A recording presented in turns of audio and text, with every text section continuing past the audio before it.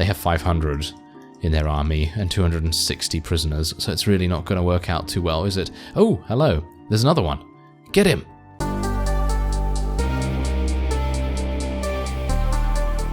Hello Reformers and welcome back to Pendor. Now when we left off we were in Jatu lands attempting to complete one of the Clarion Call quests, and well, let me just say that we've run into a very lucrative band of Jatu here. I believe it is the Jatu Warband. There are two groups of Jatu actually here and embroiled in this particular scenario, and that makes me a little bit worried because the last couple of battles we've had against them, we have not really had too much of an opportunity to face them on even ground. And this is this is basically the most even we're going to get. 98 versus 106. Let's see how it goes. It is nighttime. I'm not exactly in high health. I mean, you know, I'm okay. I'm at 80% or so. And, well, suffice it to say, we might have a bit of trouble on our hands. However, if we are going to succeed here, what we're going to need to do is try and draw the Jatu up the hill here. Because if we can draw them up the hill, we're going to have a great time.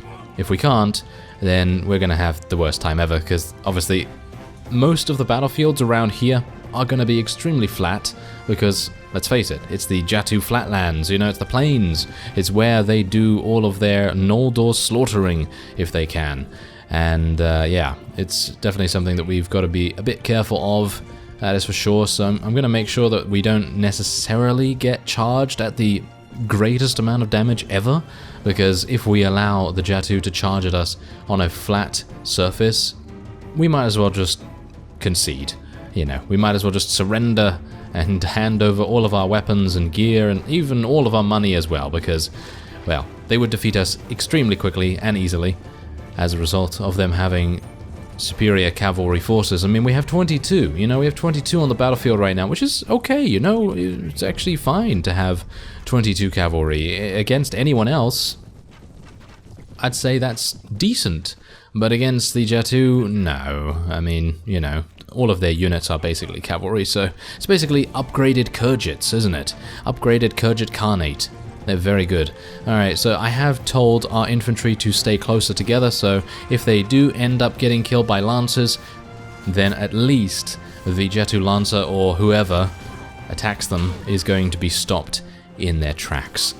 And we're gonna just get out my sword here. I'm not gonna mess around. I'm just gonna try and deal as much damage as I can. We're not gonna try and take them prisoner or anything like that. If the opportunity arises, then yeah, sure, you know, I'll do my best, but for the most part I'm just going to try and win with as minimal casualties as possible, because if I'm able to successfully do this with a good amount of people still alive, then we'll be able to stay in Jatu territory, we'll be able to continue hunting in this area and continue getting awesome ratings for our task for the Clarion Call. And as I said before in the previous episode, as far as I'm aware, the rating is going to affect what kind of rewards I'm going to get from the Clarion Call, and it would be kind of nice, even if I do lose a couple of units. I actually don't even mind losing too many units, but I think for the most part we have actually some really high tier people in our company right now, and they're easily able to sustain whatever damage you throw at them, at least at the moment. I'm going to tell everyone to charge in now, just so that everyone can kind of mop things up as quickly as possible. I don't exactly know whether the cavalry or anyone else was charged. I think the infantry was the only one that was actually charged in. This guy's probably going to retreat, if I can tell his body language. No, he's not. Okay, apparently he wants to do battle with us. He wants to do battle. Okay, well, this is probably not going to work out too well for him, because I'm going to take out his horse, because that's basically all I can reach at the moment. Maybe I can't. He's just out of reach, just by that small amount. Yeah, almost. Yeah, there we go. Take that. And he's going to try and shoot me, but I'm not going to allow him to. He's dead now. Alright, so yeah, you can see here all those red dots on the minimap. They are very much annoying. Yeah, they know how to do that. They have definitely taken the most frustrating leaf out of the Kurgid Khanate book, because, well, horse archers in general are just kind of annoying to play against, but, well, I guess that just means that I don't have the greatest counter to them, and they're very easily able to be that annoying, so we just have to try and lock them down a little bit easier. Maybe what I should do, actually, instead of telling my people to run around and actually, chase them, maybe I should tell them to instead hold position and allow the enemy units to come back and, get closer to us.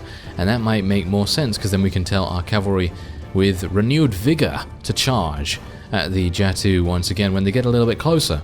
And maybe that would make a bit more sense than running around like this. So maybe that's what we're going to do, but we are seemingly able to get quite a few kills here, so I don't know whether it really makes too much difference, although me getting parried there was certainly not the best idea. Me getting hit as well, that was great. Anyway, we have advanced. We have actually advanced in level, which is kind of amazing. I was not expecting to gain any levels from this fight, but nice enough that we were able to. And yeah, just bear in mind that if I do lose a couple of units here, it's really not even a big deal, because on the one hand, I might have the luck to be able to gain some Clarion Call units from the quest itself. I think that could be kind of nice. Otherwise, I'm very seriously considering at the moment becoming a vassal of the Kingdom of Sarlian. I know originally I said, I'm not entirely sure about it, because on the one hand, it's going to completely negate most of the money that we are able to get, from our mercenary wages, because the mercenary wages are absolutely amazing. They just are crazy good. There's nothing bad I can say about the mercenary wages, and they are the reason why I'm able to basically gain pure profit every single time we go into a fight. And that's certainly something that we have to consider when and if we do become a vassal, but I am very seriously considering it because of one important reason, and that is having access to a garrison. It's weird, I know, it's weird, because having a garrison really is taken for granted when you become a vassal, because you can become a vassal extremely quickly, and yeah, you're going to have a village at first, but from there, you're going to be able to take a castle relatively easily. Maybe not in Pendor easily, but, in Native and a couple of other mods, you're going to be able to do that no problem at all. But nowadays, I kind of need that garrison. I feel like it would make much more sense. And we are gaining actually a lot of money. Oh, I should have sold. That's kind of annoying, isn't it? Oh, well, never mind. I guess I'm going to just take the first 4 items here, so I'm just going to swap out the lowest cost stuff. There we go. We'll take the helm as well, because that seems to be pretty good. Okay, that seems fine to me. Yeah, there we go.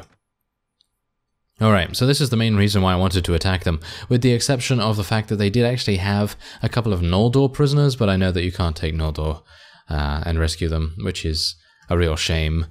But, that's just how it goes sometimes, I guess. Anyway, let's see what else we can get here. Actually, not that good.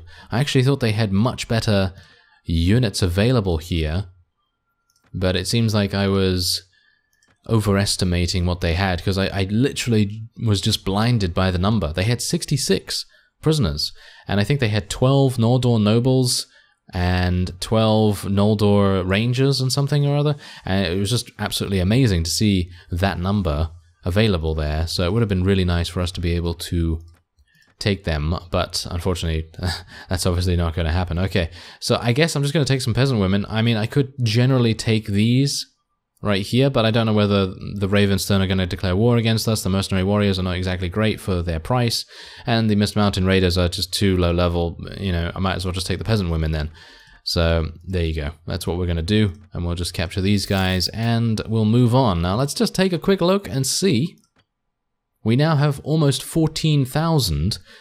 That's pretty good. That is pretty good. And you know what we're going to do? We're going to go to Poinsbrook. I actually did see another band of Jatu up to the north here. Not them, thank you very much. Not the army itself, yes. I may be relatively well to do when it comes to, a battle. I might be able to take a battle here and there when I'm outnumbered. maybe 2 to 1, maybe even 3 to 1, dependent on, you know, the units that we're up against. But what is that now? 6 to 1 or something like that? Yeah, I don't think that's going to happen, especially considering they're Jatu. They're very good. Anyway, there's a Jatu horseman band here with only 25 units. Probably not going to be fighting those guys. I think they might be a little bit too few in numbers. And yeah, I know what you're thinking. Well, why? It's an easy win, isn't it, Reformist? Why don't you attack those guys? Well, there's a reason for that. It's because they're not really going to give us the greatest amount of rating for the task at hand. And while the prisoners would probably be a pretty welcome thing to have in my army, you know, because some of them are going to obviously be very useful, for the most part I looked at the quality of them and they don't seem all that great. So I don't really need to focus on that at the moment. Otherwise, we're just going to sell a whole bunch of things here. And we've got to think about this for a second here, because if we do end up becoming a vassal, we have various loot as well to sell. If we do end up becoming a vassal, then we have to think about the fact that we're not going to have the mercenary payment. And right now, the mercenary payment is giving me, I think it is 6,000? I think it's giving me like 6,000 or 7,000 or something like that. And that's crazy. That's crazy numbers right there. And if we don't have that, then we have to think to ourselves where we're going to be without it. And on the one hand, I know one of you did actually comment, or a couple of you commented about the fact that we would have, and yeah, I agree, you know, we would have our very own fief, or technically we'd have our own village. And for the most part, yeah, okay, you know, that's perfectly fine. However, that in the grand scheme of things is not going to be the same money-wise as a mercenary payment. So on the one hand, having a garrison, you know, maybe a village to improve and do tasks and quests for and all that sort of thing, that would be pretty great to have, because, you know, it would obviously, you know, kind of split up what exactly we're attempting to do here, but otherwise it's not really going to do much. Okay, so what's this? I could share my knowledge about locations of some truly unremarkable people. Yes, please accept my totally voluntary donation of 300. Ah, right. So they give okay, so he gives us the locations of some companions. Oh, that's interesting. That's very interesting. Okay, thanks for that. Now, there is a Vanskari Marauder here. I don't have enough space for him, but I think what we could do is we could probably tell the peasant women and maybe some of the other lower tier units in our army that we don't necessarily need them. I mean, this is the main reason why I took the peasant women in general as well. Apart from that they level up into fantastic units, they are more likely for me to just not really need them, as well as the Dashar units as well, of course.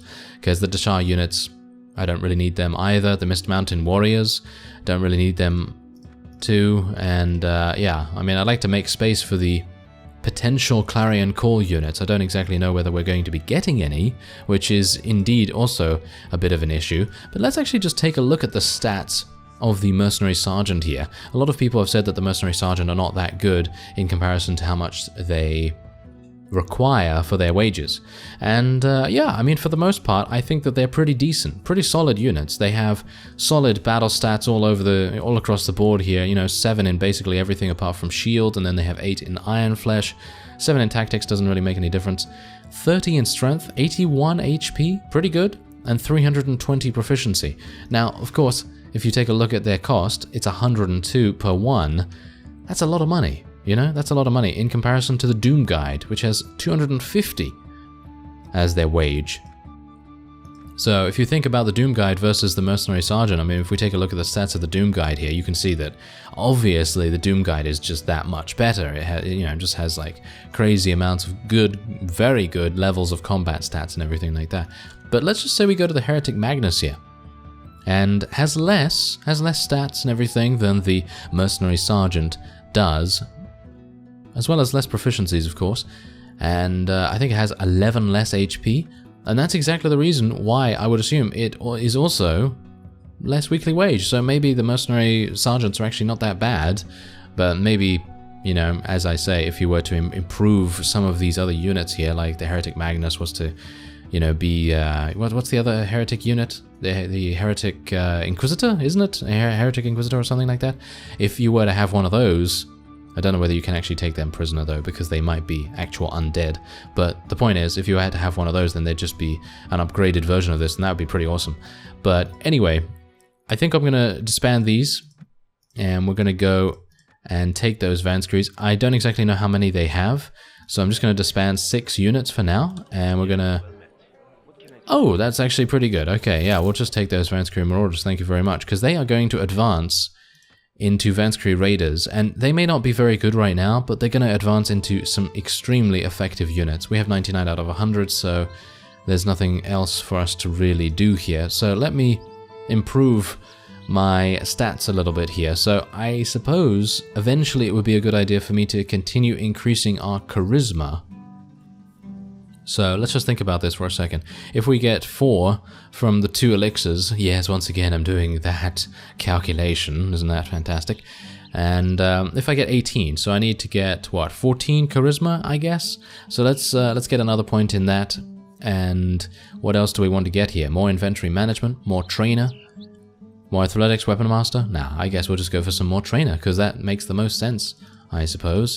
Otherwise, what we're going to do is we are going to attempt to unlock the Noldor Merchant, or at the very least we're going to attempt to be able to buy a Noldor bow at some point. And that's what I've been attempting to do for quite some time, but obviously I do need to find another band of Noldor to follow around and to you know, potentially help them out just a little bit. And I'd like to be able to find the other book as well, because this apparently gives us 10 Noldor relations. So we're going to need to find another one that will give us another 10, and then hopefully we'll, at that point, have plus 15, and then we'll be able to see the Noldor city, and then we'll finally be able to participate in Noldor tournaments, and indeed also purchase Noldor gear and all that sort of wonderful stuff. Anyway, let's go into the tavern here, see if Duke Alexis is around here. Yeah, as I can also see, the town does not have a very good opinion of me at the moment, so I suppose I'm going to have to actually, you know, give everyone a little bit of a round of beer and mead and whatever, you know, whatever they like to drink. So yes, I'd like to buy everyone here who comes tonight a jar of your best wine. Yes, there we go. All right. So that seems good to me, and I actually hoped that Jaran Longshanks was actually a ransom broker. It sounds like a ransom broker to me, but unfortunately, yeah. It wasn't to be. He's a traveler, so that's not going to work. And yeah, hopefully we'll be able to find Duke Alexis. I actually don't know where he is, because we do need to speak to him regarding the task, and indeed the taxes that we were able to gain from rain. So I guess I'm gonna just ask some random person. Hello, I'd like to ask where Duke Alexis is. Ah, he's traveling to Anson Lodge. Right, Anson Lodge is over here, isn't it? It should be over here. Yeah, there it is. Oh wow, it's all the way over there. Okay, well, it's quite far away, but hello. Apparently Lady Sonadel wants to see us as well. Alright, well, I hope that he's gonna stick around there for a little bit of time. We're not that far away, so we should be able to get back there pretty easily. And I suppose after that, I suppose we might...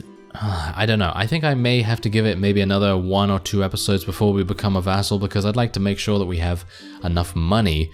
And maybe all I need to do is just kind of wait around for some time, just, you know, helping Noldor or doing some tasks and quests and things like that, and continue doing this.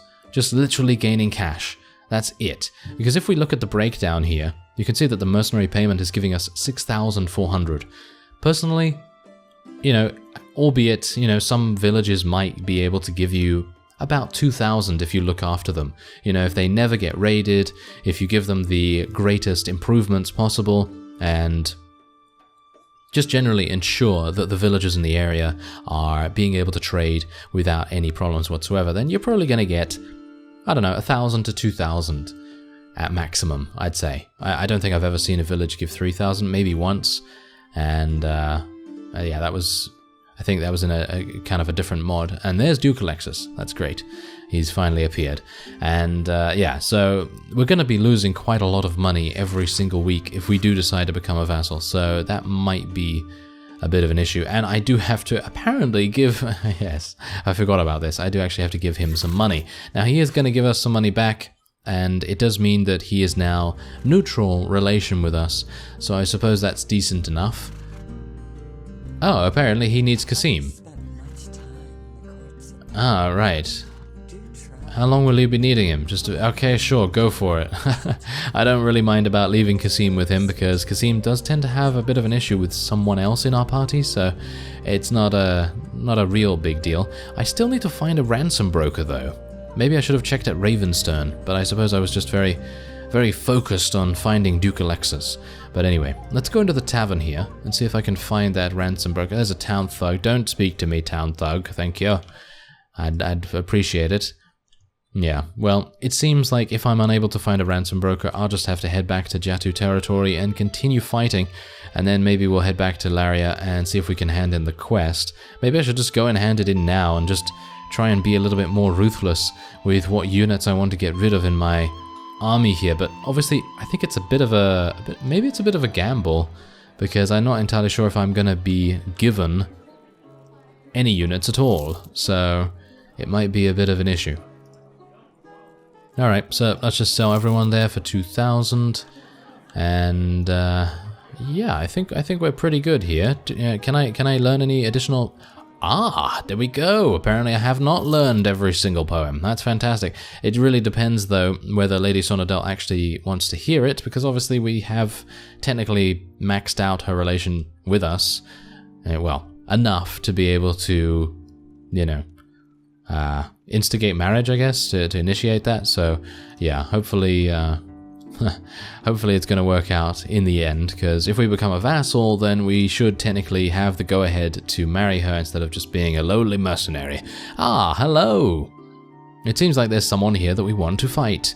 Lord Einar Harrybreeks is his name. Alright. Well, actually, you know what? This is actually pretty awesome. Can you please attack him? Wait. Let me... Can you kill him? Ah...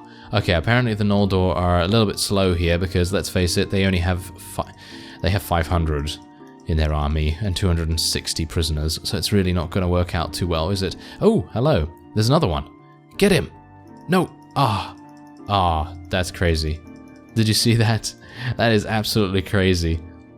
Some villagers just ran into those Noldor and, he's going to get killed and I'm not able to help. That is so sad. Because this guy is completely cutting us off here. Maybe we'll be able to get there just in time? Yeah, okay. There we go. Okay, so now we are going to act like we are helping the Noldor Lord. So this is yes. 598 against 6. Yes. Against 6. It's pretty... Yeah, I know. It seems like we're going to lose this battle, doesn't it? Absolutely. Yeah, I'm sure we're going to lose this no matter what. No, not at all. But let's have a look and see what units they actually have. We have 98 of us and 182 of the Noldor on the battlefield, and we are against 6. What was our battle advantage, by the way? Did anyone happen to catch that, I guess? Well, anyway. Doesn't really matter. We're gonna be completely fine here. I don't even need to do anything, but I'd like to see what kind of units the enemy has. Doesn't really matter, to be honest. Doesn't really.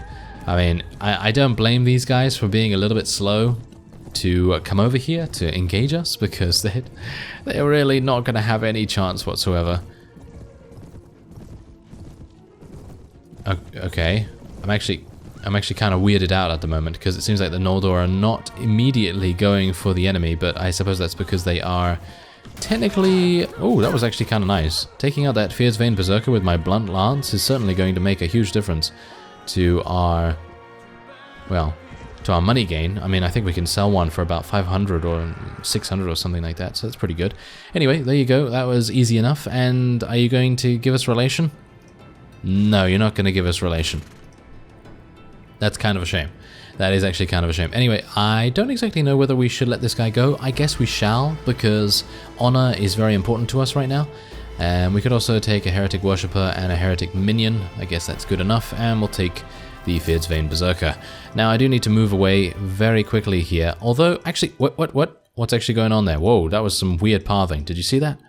That was some really weird pathing right there. I wanted to go up here, and then it was just like, oh, let me just go around in a circle. I have no idea.